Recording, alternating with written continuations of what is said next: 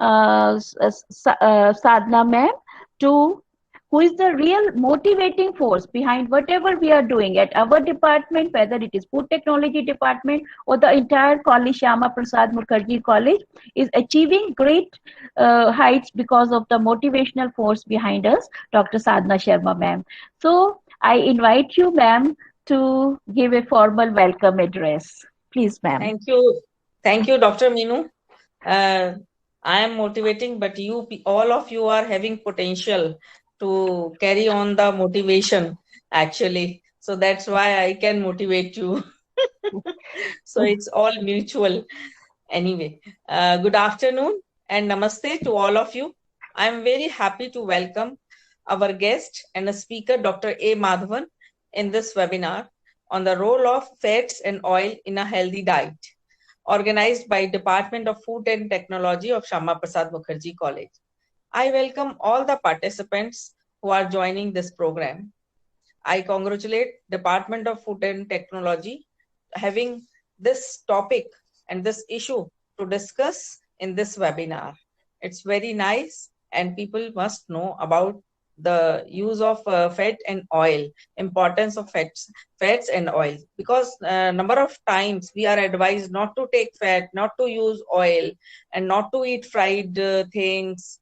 And so I think it is quite confusing when sometime we hear that we should add fat in our food and we should take oil and ghee and etc and etc. Fats and oils, in my opinion, fats and oils are very important part of our food, as all of us know that oils and fats are important nutrients in a healthy diet. Fats are essential to give your body energy and support cell growth and produce important hormones too. Dr. A. Madhavan will present a large picture of importance of fat and oil. So I will not tell you and talk much about it. All my best wishes are for the successful conduct of this webinar, and you will know some important facts about all these things. I just want to inform the students, because so many students from other university and outside Delhi also has joined. So I just want to inform you that our college, Shyama Prasad Mukherjee, has started an UGC approved add-on course, which we are carrying online, and it is only the classes are taking place on Saturday and Sunday. The course is on diet and wellness. So all of you must join in large number, as classes are on Saturday and Sunday, so it will not be a problem. And the course is online, so outside students can also join. And that is also a venture of our Food and Technology Department. Dr. Meenu Agrawal, with the help of entire department, has designed the course, and UGC has approved this course because we are also signed an MOU with the company. So it will be very good and it is a job oriented course for the undergrad student. So you must think about joining this. Thank you very much and carry on this webinar. All the best. Thanks a lot, ma'am. Thanks a lot for the encouraging words. And now, before starting the program, I would like to read tell something about Dr. Madhavan, a brief CV, very brief CV. Dr. Madhavan is Director, Center for Quality and Food Safety. He is President of Association of Food Scientists and Technologists of India, Delhi chapter, and he is Vice President of Oil Technologists Association of India. He is President of Human Rights Protection Mission, Delhi Zone. His area of specialization is in analytical chemistry, and he has published papers in this field. He has worked as Regional Director in Directorate of Vanaspati, Vegetable Oils and Fats, Department of Food and Public Distribution, Government of India. He has been Vice President, Fair Labs, for policy framing and development of new products. His special strength is in area of policy matters on production, distribution and ability and safety of food items, their import-export policies, an international scenario of food items related to security and food safety. So that is a very brief CV of a person who has done so much in his life and is still active, and he would be delivering the talk on the area on which he has worked in his entire lifespan on fats and oil. That is his area of specialization. So we chose him to give a talk on this topic. I'm sorry for the delay from my part. I apologize to each one of you. See, whenever we speak about oils and fats, people are not very happy because people are afraid of eating oils and fat. So I thought I'll give some guidelines, so I can try throwing some light onto the field of oils and fats, how useful oils and fats are in our life. As you know, oils and fats are, I'll just go through a bit of chemistry that probably Madam has done so far.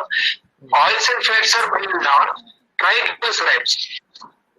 And if the triglycerides are oil, triglycerides are liquid at room temperature, we call them oil. And if it is solid at room temperature, we call them fat. Triglyceride, as you know, all of you know, all our food scientists or technologists, are glyceride molecule combined with 3 fatty acids. These 3 fatty acids can be same, 3 fatty acids can be different. You can see the slide here. The glyceride chain is there, C chain, combined with R1, R2, R3. There are 3 fatty acid. R stands for fatty acid. The next one which I am showing is a typical oil molecule. You can see the green one, the blue one, the red one. The blue one is a completely saturated fatty acid. The green one has 1 unsaturation in it, 1 carbon-carbon double bond. The red one has got 3 unsaturation. That means 3 places there are carbon-carbon double bonds. We call it polyunsaturated. We call the green one monounsaturated, and we call the green one saturated. So this is a typical structure of a fat molecule, oil molecule. You can also see here the end. At one end we have the green, and the other end we have the red, and middle portion is having the monounsaturated. The common fatty acids present in oils and fats are from carbon number 4, that means there's four carbon atoms, to generally 22 carbon. That is the most commonly occurring in the nature. Butyric acid is the one which is having 4 carbon atoms. Then we have caproic, caprilic, capric, chloric, myristic, palmitic, stearic, arachidic, behenic, with 22. These butyric, say for example, butyric and caproic, caprilic, etc., are called the small chain fatty acids. We have medium chain fatty acid, 10 and 12, that is capric and chloric. Then we have 14 plus carbon atoms, which we call as long chain carbon atoms, long chain fatty acids. Coming to fatty acid generally can be classified as saturated and unsaturated fatty acids.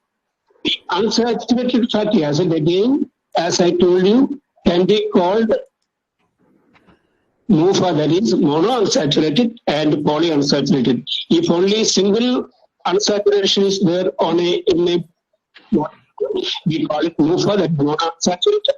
More than two or more than 2 unsaturations there, we call it polyunsaturated. The next slide, we have, as I told you, fatty acids are of short chain. As I told you, C4, C8, etc. are generally preferred as short chain. C10 are known as medium chain. C14 plus is generally known as long chain. Then, of course, we have even more than C20. There means we call long chain fatty acids or very long chain fatty acids. Fatty acids in nature, it is a wonder of nature that carbon numbers are only seen in even numbers, like C4, C6, C8, etc. we don't come across fatty acid with carbons 5, 7, 9, etc. It's a mystery why it is so, nobody knows. So far, nobody could give an answer to that question.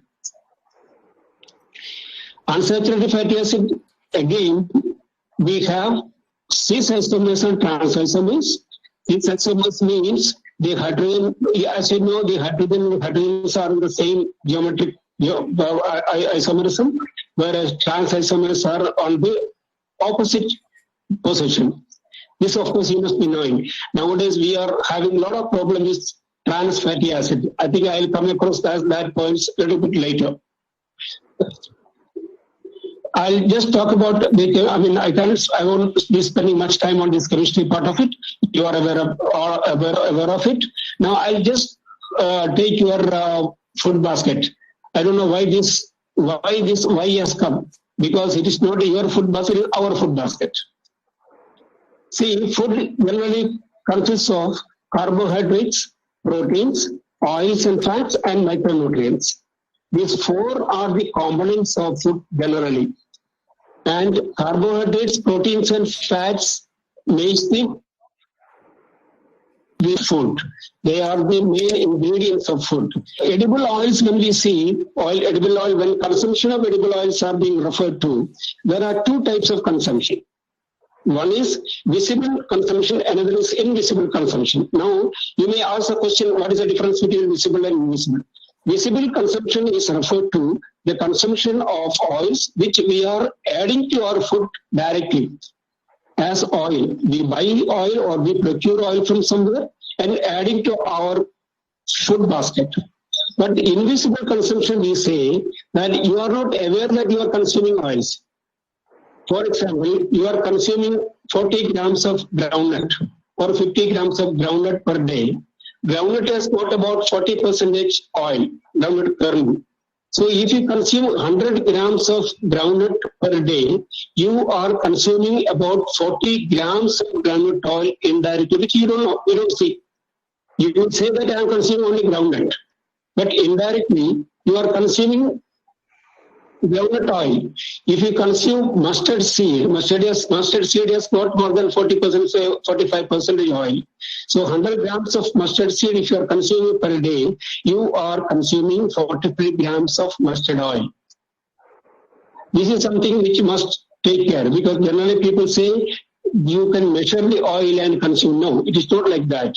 Whenever you are consuming any pulses or any oil seed for that matter, cashew nut, badam, etc., you are consuming oil. Edible oils generally are consumed in three ways. One is the raw oils, one is the refined oils, and another is the value-added products. Next slide, I am showing you the list of vegetable oils which can be refined to make edible oils. Next slide, please. Yes.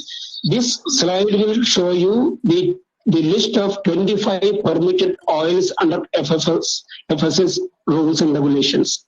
The oils which are having star, for example, cottonseed oil, safflower oil, etc., cannot be consumed raw. Coconut oil, groundnut oil, sesame oil, etc., can be consumed raw. For example, your mustard, rapeseed oil. You have mustard oil, you have kachi khani oil, which can be consumed directly.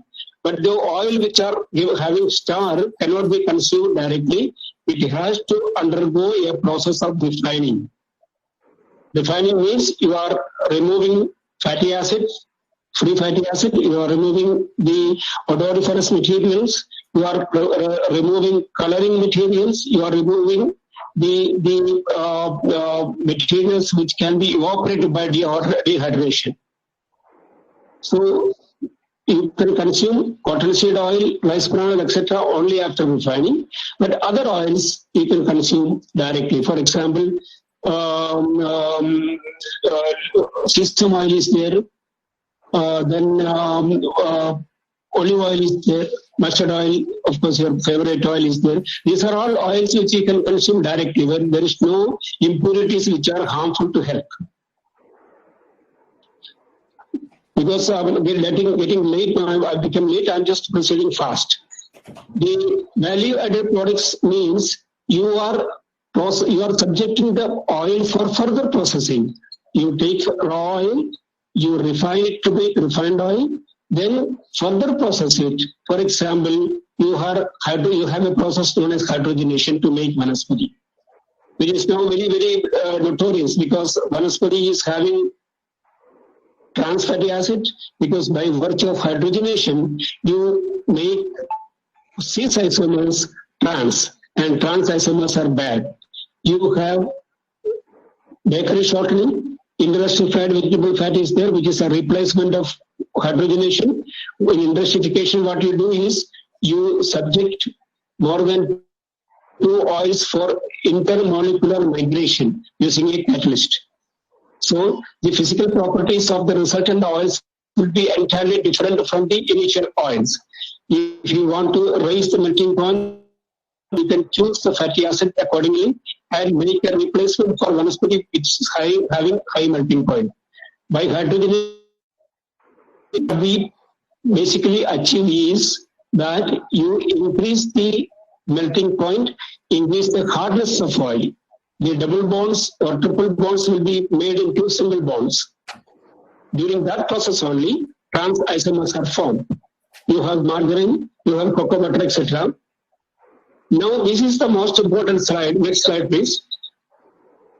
Next slide, please. This is the most important slide upon which I will be dwelling today. Functions of edible oils and fats in our diet. Energy and energy storage. You all know edible oils are sources of energy. What is the difference between oils and carbohydrate and protein? Carbohydrates and proteins give about 4.5 kilocalorie per gram, whereas oils and fats gives 9 kilocalorie per gram. They approximately double. So oils and fats are known as energy-rich food. So oils and fats are known as source of energy and energy storage also. That point I will come to, because how do we store energy through fat and oils? Fats and oils serve as carrier for oil-soluble vitamins and micronutrients. Very, very important point. If you don't consume oil or fat, you are getting micronutrients and vitamins. What are the oil-soluble vitamins? I'll say these are the oil-soluble vitamins. Vitamin A, vitamin E, vitamin D, and K. And apart from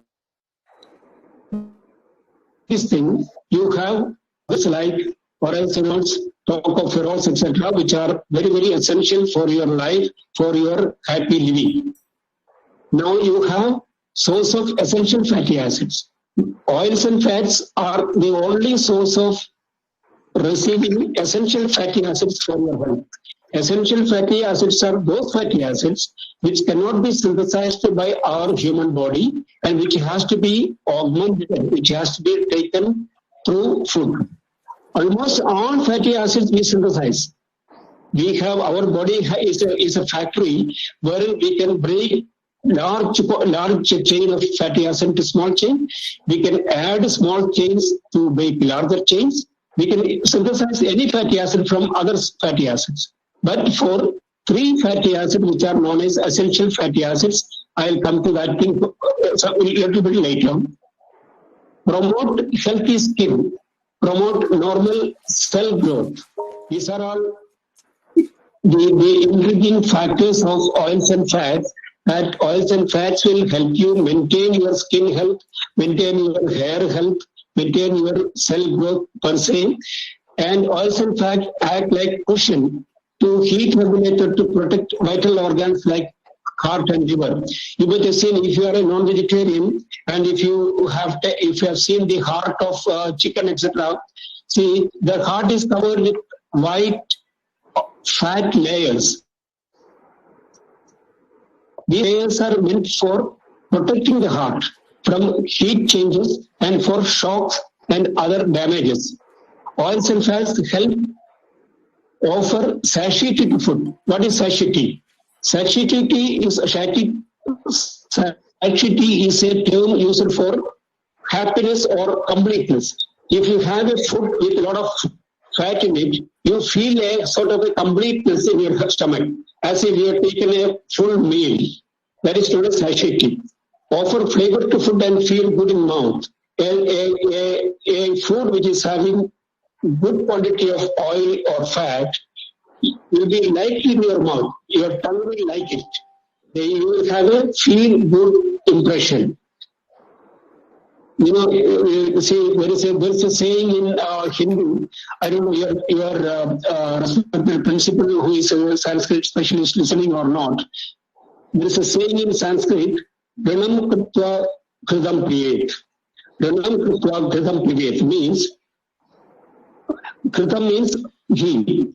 You must take ghee even by borrowing money or borrowing ghee from somebody. Means it is so good for your health. It is not only for your tasty factor, but for your health also. Ranam Kritva Kridam Priyet. That is a Sanskrit saying. And oil and fat serves as better cooking medium. How it becomes a better cooking medium, I'll explain a little bit later. This is the way in which energy is stored, energy storage by virtue of oils and fats. In animals, adipose tissues or fatty tissue is the body's means of storing metabolic energy over extended periods of time by liver and transported it to your muscles. These muscles will make these fatty acids in the form of fats and store it. This is the mechanism of carbohydrate becoming fat. If you take a lot of rice, lot of wheat, lot of potato, doesn't make difference whether you are eating fat or not, you become fat because carbohydrate becomes fat molecules in your muscles and get stored as fat. And these fats will be retrieved during any emergency. Whenever you have starvation or you require much energy, these fats are split into fatty acid and will be made available as energy. These metabolic activities are regulated by several hormones. For example, the transfer of glucose into fatty acid needs insulin. These are the, as I told you, fat soluble micronutrients and vitamins. Essential fatty acid. As I told you, 3 essential fatty acids are there which you don't make in your stomach. These fatty acids must be consumed through food. Otherwise, these fatty acids will not be made available to you. The importance of these fatty acids are innumerable. Linoleic acid, ALA, that is known as alpha linoleic acid. Eicosapentaenoic acid, we call APA. Docosahexaenoic acid, DHA. This is the most important thing in our life, DHA. In fact, DHA forms about 40% of our brain weight in absolute terms. DHA, docosahexaenoic acid, forms a major part of our brain. And if you do not have docosahexaenoic acid, you will have brain problem, you will have memory problem, etc. Better cooking properties, how oils and fats become better cooking medium. What is a cooking medium? What is the usual cooking medium? As you know, water is the cooking medium. We boil rice, we boil vegetables in water. So water is the general cooking medium. But if you use oil as cooking medium, what happens? These are the peculiar features of oils as cooking medium. I have enumerated 3 points. There are other points also. I'll just report. Specific heat of oils in general are lower than that of water. Heat transfer from oil to the material being cooked takes place faster. Very important. Why oils become a cooking medium? Number 2, boiling point of oils are much higher than that of water. Water has got boiling point of 100, whereas any oil, for example, mustard oil has got boiling point of about 160 or 170 degrees centigrade. So if you heat oil will achieve a higher temperature before boiling. So anything put in that oil will be fried very fast. These carbohydrates and proteins are generally insoluble oils and are soluble in water. Say you make what is that? What you call the potato? You make that thing, no? In your roadside, and you make. So if you make it in water, that will be just dissolving. It will become pulp-like. But if you fry in oil, the shape and size will be maintained. Carbohydrates and proteins are generally in some oil, so food retain their shape. Next, I'll be building upon certain health benefits of fats, because that is what I'm supposed to do. Why oils and fats are useful? Why oils and fats need? See, oils and fats are carriers of vitamins. What are those vitamins? A, E, D, A. These are fat-soluble vitamins, and if you don't take oil, these vitamins cannot be transported into your body system. They cannot be digested into your system. For the transportation and metabolism of these vitamins, presence of oils and fats are necessary. Please understand this thing. Then we have other micronutrients like phytochemicals. Oryzanol. Oryzanol is a very, very important phytochemical available in rice bran oil. Because in Japan, oryzanol is known as the life medicine. The longest life of Japanese is known by virtue of oryzanols only. We have carotenoids, tocopherols, which are all very good antioxidants, which are oil soluble, and by taking oils, you are getting these very, very useful phytochemicals into your system. Fatty acid metabolism is very particular, very peculiar. The initial metabolism, which I have seen, is carbohydrate, then protein, then the complicated metabolism is of fatty acids. I should say each fatty acid, starting from C4 carbon butyric acid fatty acid to 22 fatty acid, C22 fatty acid. Each fatty acid has got different metabolic pathway, and during this pathway, few more fatty acids will be synthesized. If a large, very long chain fatty acid is there, means those fatty acids will be broken to small pieces. And for example, arachidonic fatty acid is there. Those fatty acids can be simplified or broken into lauric acids. Lauric acid is a medium chain fatty acid, which are very useful, and lauric acid metabolic pathway are different. That's really called coconut oil. More saturated fatty acids are there in coconut oil. The metabolic process of coconut oil is entirely different. Not only metabolic properties, even other properties of coconut oils are there, which of course I will not be dwelling upon today. There was a period when the refined oil lobby was entering into Indian market somewhere in late 90s, when I started my career in 96. I joined my service in 86. So during that period, refined oil lobby from the USA started coming into India and started telling that anything saturated fatty acid, any saturated fatty acid, bad for health. So all the Keralites, I belong to Kerala, the Keralites used to have only coconut oil in our food.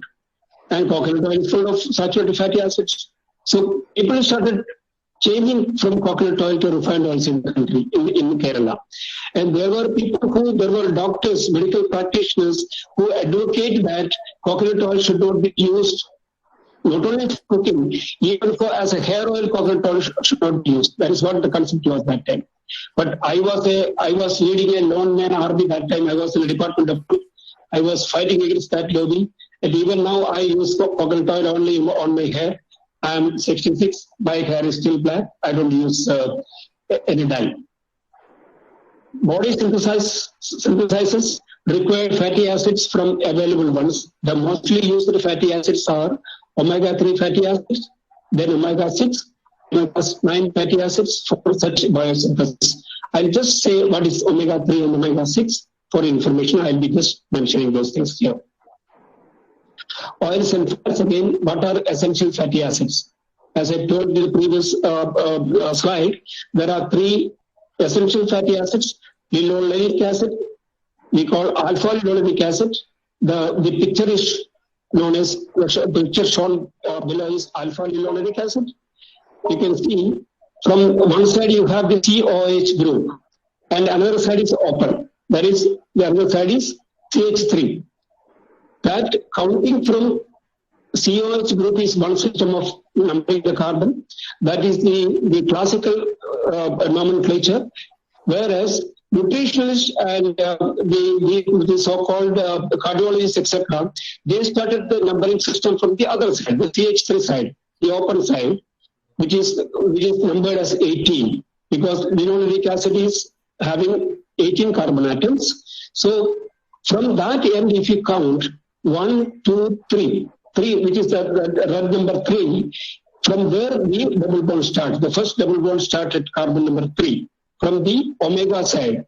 This is the COH group is the alpha side, and the end side is known as omega side. So the third from omega side is the double bond starts. So we call it a omega-3 fatty acid.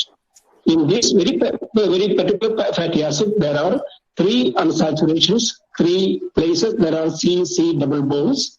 It is linolenic acid. So if it is having only 2 double bonds, the same molecule, we call it linolenic acid. If it is 1 double bond, we call it oleic acid.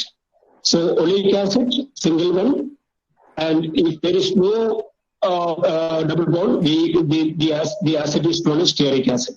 So stearic acid, oleic acid with 1 single double bond, 2 double bond means linoleic acid, then 3 double bond means linolenic acid, and it is a classic example of omega-3 fatty acid. We call N3 fatty acid also. Next is eicosapentaenoic acid, APA.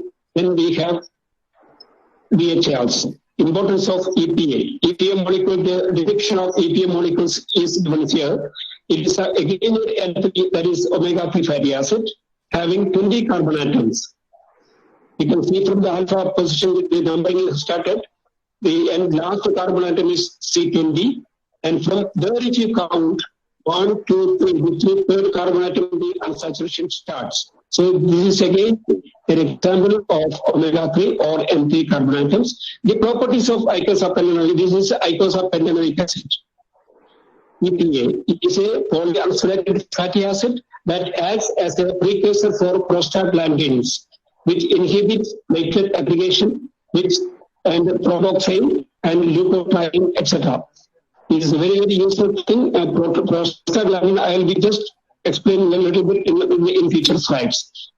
EPA can prevent the blood from clotting easily. These fatty acids also reduce pain and swelling. So prohibiting clotting is again good for heart strength of heart, because you will not have atherosclerosis easily if you use EPA, that is eicosapentaenoic acid, which is a omega-3 fatty acid. Prostaglandin I was mentioning in the previous slide. This slide is of showing prostaglandin, the properties of prostaglandin.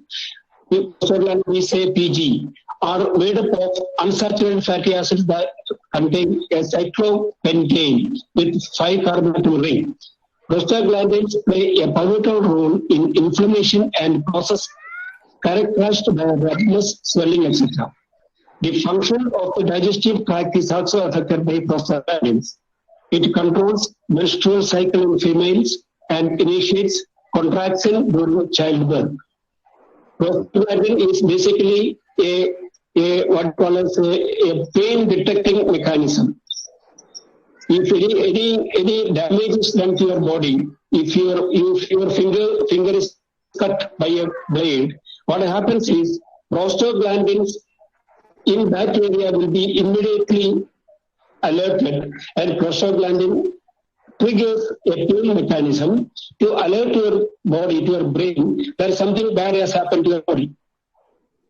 That is what the fundamental aim of prostaglandin as pain triggering mechanism. Apart from this thing, we have, especially for ladies, I should say, it regulates or controls menstrual cycle and initiates contraction during childbirth.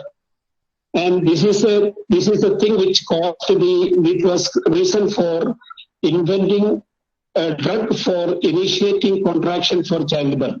What is done is, the ladies who are having problem in normal delivery are given prostaglandin from outside as medicine, as drugs. Next is DHA, that is docosahexaenoic acid, which is the most important essential fatty acids, having C22, that is 22 carbon atoms. Again, as you can see, from the omega end, the double bond starts at the third position. That is, again, it is omega-3 or N3. You can see the 19, 20, 21, 22 carbon atoms. The 19, up to 19, the numbering has been done in blue ink. The importance of DHA, I'll just dwell upon a few points of DHA. Why DHA is important in our life. DHA is vital for your skin, eyes, and brain.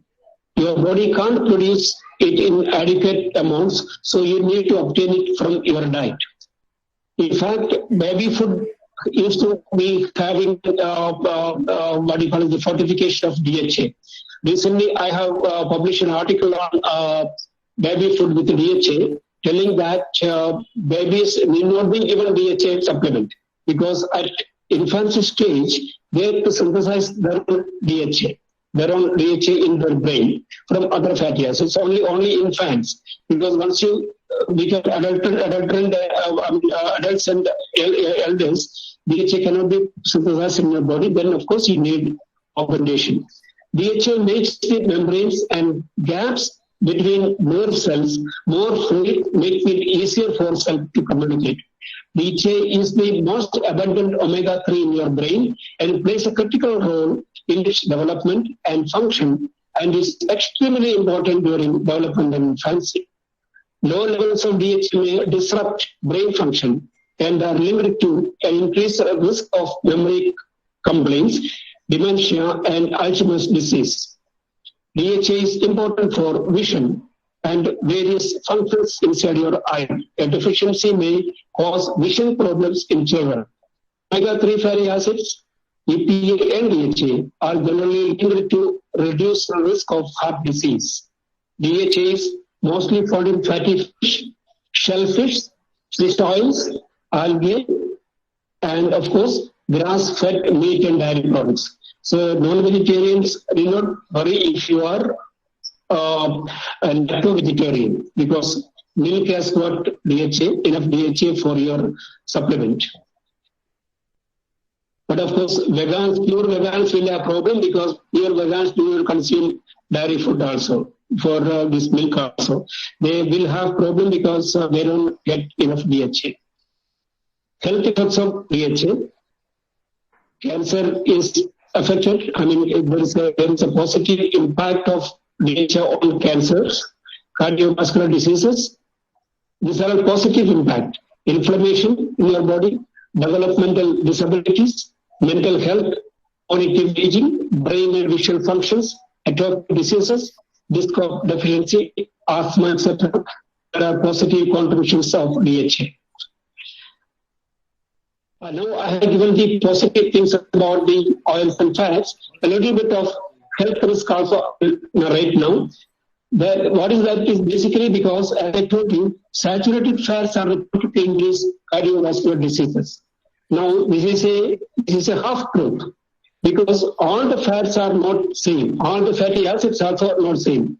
Even saturated fats are not same as far as our metabolic routes are concerned.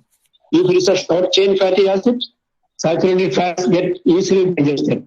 Medium chain fatty acids also get a different metabolic path, and it is only the large chain saturated fats which are reported to be cardiovascular risky. 3-monochloropropane we call 3-MCPD, and it is produced during refining, is reported to be highly carcinogenic. This is a very recent discovery that our refined oils in the market are having 3 monochloropropanene 2-diols, 1,2-diols. This is basically coming from the process of bleaching. We have made research on this thing. Highly acidic bleaching work are responsible for this thing. We have made request to the regulators like BIS and FSSAI to make regulations on bleaching work also, so that the product known as 3-MCPD is not made available in refined oils, and refined oils can be made 100% safe.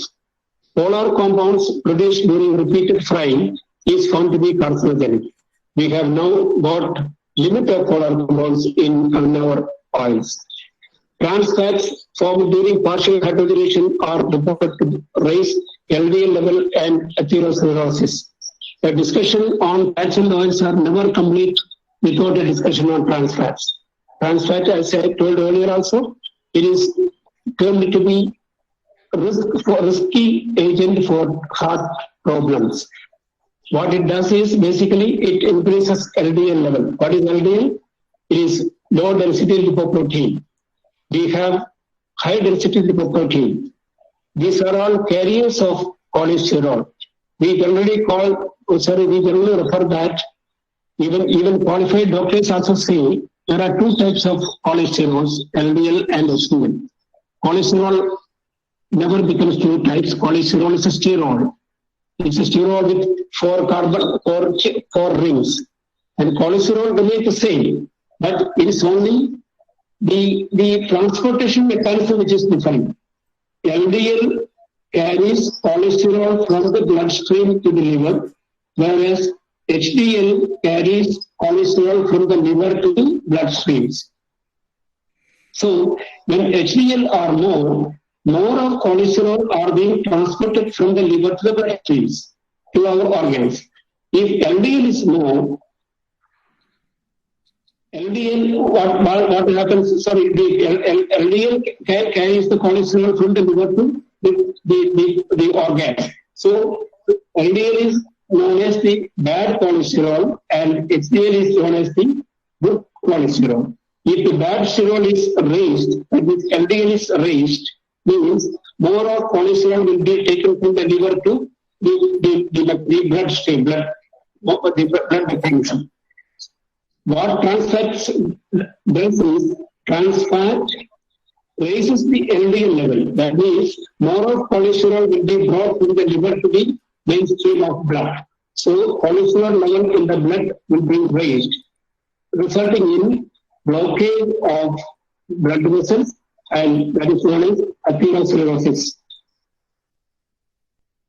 Trans fats have become one of the most talked about subjects today. Trans fats are formed mainly during partial hydrogenation. And why we are going for hydrogenation is another point. We need hydrogenated fat because we need solid fat. Many products are made only with solid fat. You are eating very, what you call as your favorite snacks like puff, for example, puff, which is solid, which is crispy. This crispiness is by virtue of the solid of the fat being used. You know what is the percentage of your puff? The puff, vegetable puff that you are eating in your market has at least 40% of hard fat in it. Underline my language, my words. 40% of fat is there in puff, and which is basically hard fat. These hard fats are basically vanaspati, which is hydrogenated. Now, of course, the level of hydrogenation or the production level has come down in our country. There was a period when we used to have 12 lakh tons or 13 lakh tons of vanaspati being manufactured in the country, but now we have hardly 8 lakh tons of vanaspati being manufactured. We have replacement of vanaspati now. We are using palm oils and palm oil fractions, high melting fractions for this hard fat usage. So in India, I made the sentences. We produce about 8 to 9 lakh tons of vanaspati per year. And this vanaspati is having hardly 5% trans fat. So my concern always is, my opinion always is, we do not make a very big hue and cry of trans fat in our country. How much trans fat we are using? We are consuming about 250 lakh tons of edible oils in our country. 250 lakhs tons of edible oils. 250 lakh tons, out of which hardly 8 lakh tons are vanaspati, out of which only 5% is trans fat. So what is the percentage of trans fat is available in the country? It is very meager. Very low level of trans fat is being made available to the public. That is bad. So we will remove that trans fat. The government of India, the Food Safety Authority, has made a commitment that before 2022, we will get rid of trans fat from the country, from our food cycle, food chain. Blending of fully hydrogenated oils. Fully hydrogenated oils. What is fully hydrogenated oil? Once you make all the double bonds or triple bonds completely saturated, then there is no reason why trans isomers will be formed. Because trans isomers are formed only when there is a double bond. When triple bond is hydrogenated, you get a double bond. And when the double bond is there, you get trans isomers. When you hydrogenate it further, you get single bond. And single bonds are never having trans isomers. It's only single bonds. So one of the ways to get rid of trans isomers from our food chain is make fully hydrogenated edible oil and blend it with other soft oils to make your desired consistency. If you want to make, say, for example, biryani, you require hard fat. For that, you need not have partially hydrogenated vegetable oil. What you can do is, you can use fully hydrogenated vegetable oils to make it totally trans fat free and blend it with other oils. Similarly, there is a process I call as emulsification, wherein you permit intermolecular migration of fatty acid from different fat molecules to get desired consistency of fat and oils.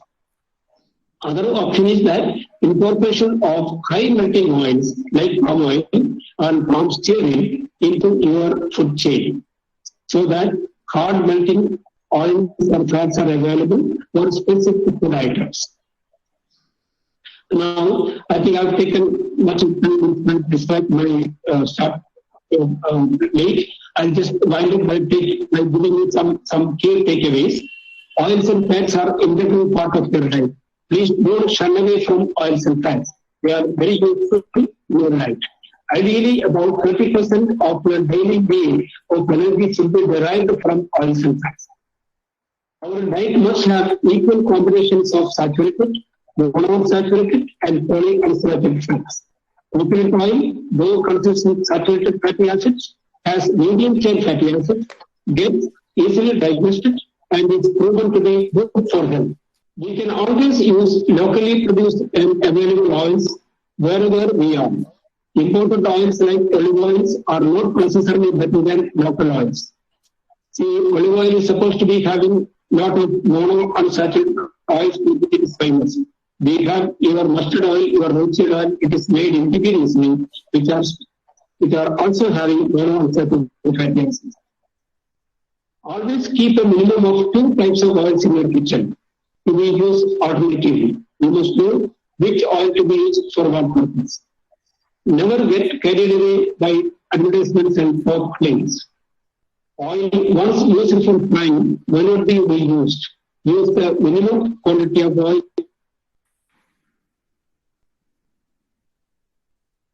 Oils are likely to develop polar compounds, which are very detrimental for health. Generally, edible oils have a shelf life up to 6 months, beyond which the oil goes rancid.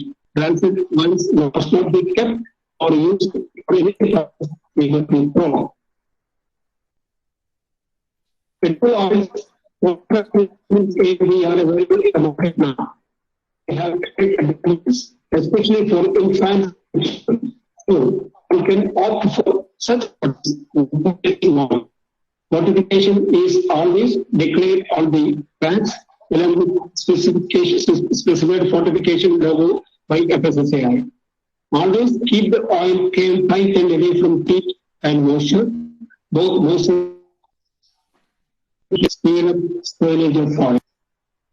I suggest always that if you can lay your hands on raw oil, then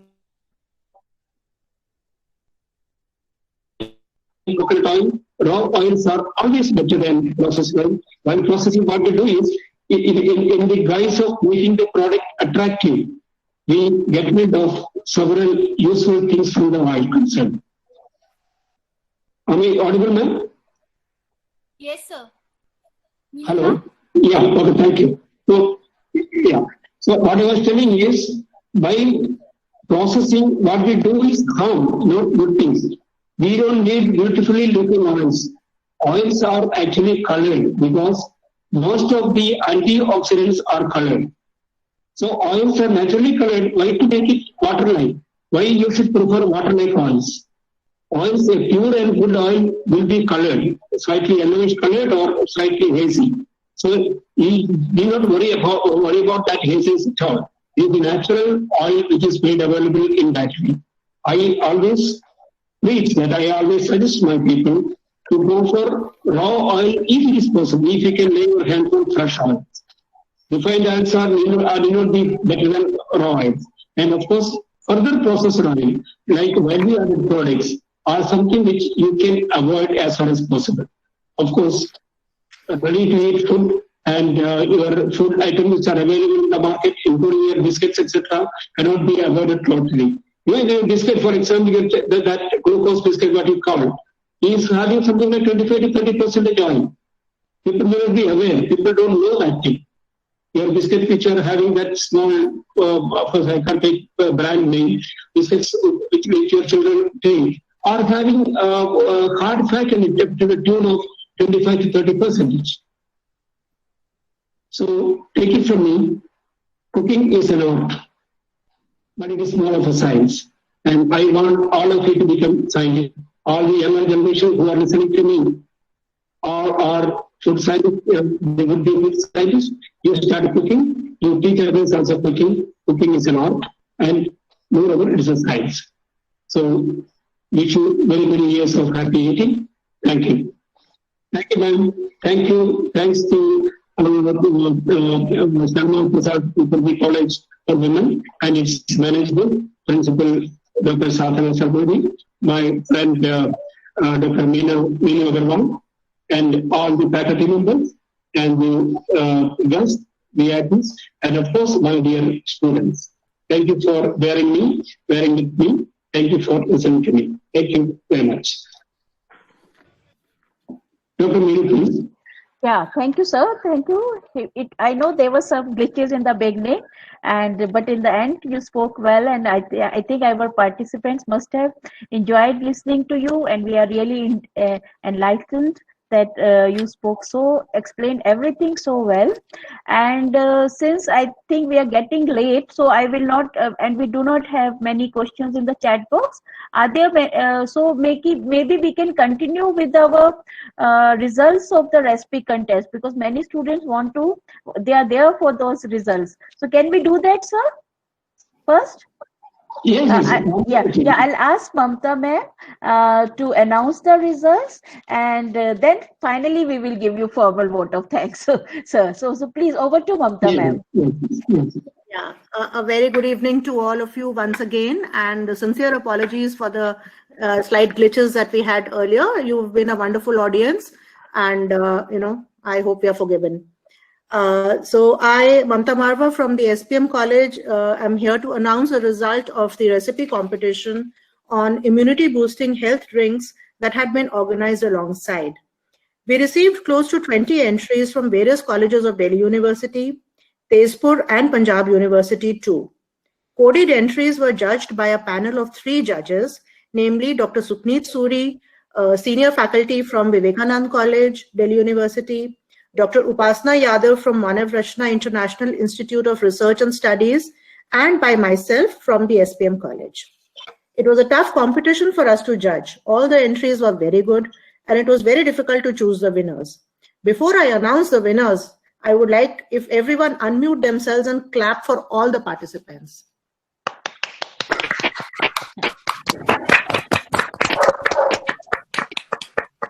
Thank you. Thank you. We awarded the first prize to Sameer Akhtar from the Bhaskaracharya College of Applied Sciences, Delhi University, for his recipe of the Nishasta milk.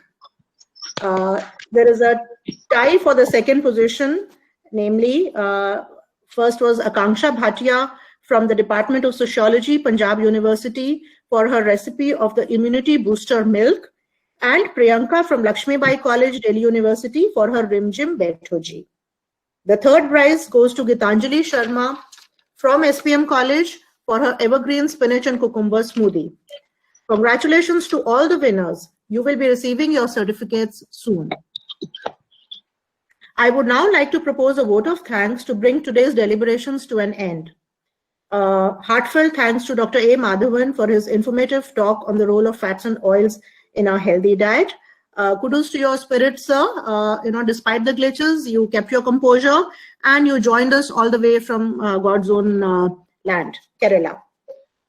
Then I would like to thank Dr. Sadhana Sharma, Principal Shyama Prasad Mukherjee College, for her constant encouragement and support in all the academic activities undertaken by the Department of Food Technology. A big shout out to all the students and faculty members from different colleges and universities who attended this webinar in such overwhelming numbers. Here I would like to add that we received registrations of around 180 participants. Unfortunately, I think Google Meet allowed only 100 to join in today. So thank you to all the participants of the recipe competition too, and to the 3 judges for doing a beautiful job. A special word of thanks is due to Dr. Manish Kumar from the Department of Computer Science, Shyama Prasad Mukherjee College, for his support in designing of the e-certificates, as well as the technical logistics of today's webinar. Last but not the least, appreciation for the conveners of this webinar, Dr. Meenu Agarwal and myself for conceptualizing it, and to Dr. Deepti Sharma for working tirelessly in executing it. Thank you all and have a good day. Thank you. Thank you. Thank you very much. Thank you, Mamta ma'am.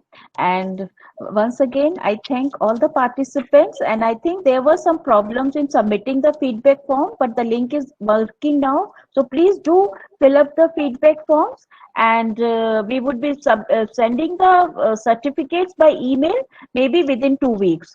So please do submit the feedback form.